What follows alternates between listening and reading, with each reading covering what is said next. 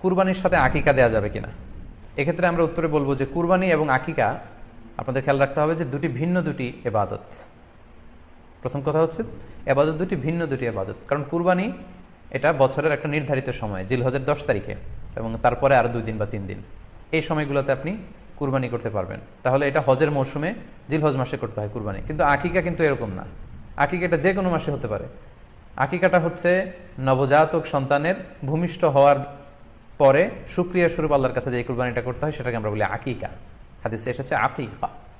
তো সেটা হচ্ছে সন্তান কখন ভূমিষ্ঠ হলো সেটার উপর নির্ভর করে। কারো সন্তান রমাদানে হতে পারে, কারো সন্তান জিলহজ মাসেও হতে পারে, শাওয়ালে হতে পারে, রজাবে হতে পারে। বাচ্চা যেদিন জন্মগ্রহণ করবে সন্তান ভূমিষ্ঠ হওয়ার 7 দিন পরে।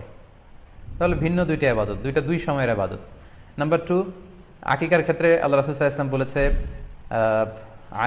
আনিল গুলামি শাতান ওয়া আনিল জারিয়াতি শাত, অর্থাৎ ছেলে হলে 2টি ছাগল দিয়ে আকিকা করো, এবং যদি মেয়ে হয় তাহলে 1টি ছাগল দিয়ে আকিকা করো।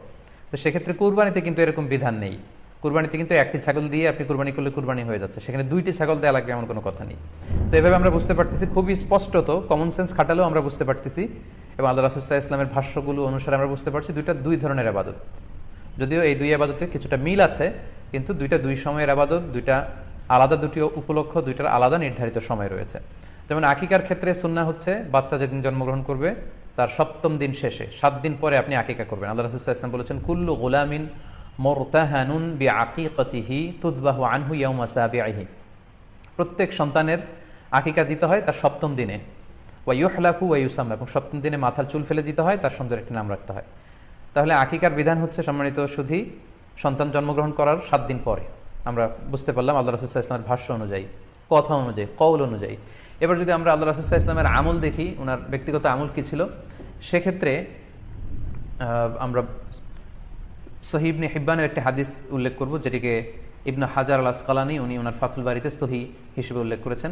আয়েশা রাদিয়াল্লাহু তাআলা আনহার বর্ণনা, তিনি বলেন যে আক্কা রাসূলুল্লাহ সাল্লাল্লাহু আলাইহি ওয়াসাল্লাম আনিল হাসানি ওয়াল হুসাইনি ইয়াউমা সাবিঈ ওয়া সাম্মাহুমা।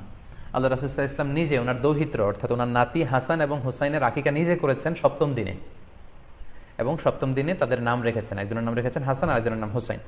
অর্থাৎ হাসান রাদিয়াল্লাহু আগে জন্মগ্রহণ করেছিলেন, ওনার চেয়ে ছোট ছিল হোসেন, উনি পরে জন্মগ্রহণ করেছেন। তো ওনাদের জন্মের পরে 7 দিন পরে আল্লাহ রাসূল সাল্লাল্লাহু আলাইহি ওয়াসাল্লাম ওনাদের আকিকা দিয়েছিলেন, এবং 7ম দিনে উনি আকিকাও দিয়েছেন এবং তাদের নামও রেখেছেন। তাহলে আল্লাহ রাসূল সাল্লাল্লাহু আলাইহি ওয়াসাল্লামের কওলি হাদিস, ওনার ভাষ্য মতে আমরা জানলাম উনি বলেছেন 7ম দিনে আকিকা দিতে হয়, এবং ওনার ব্যক্তিগত আমল থেকে আমরা জানতে পারলাম যে উনি ওনার 2 নাতির আকিকা দিয়েছেন 7ম দিনে এবং নাম রেখেছেন। তাহলে এর থেকে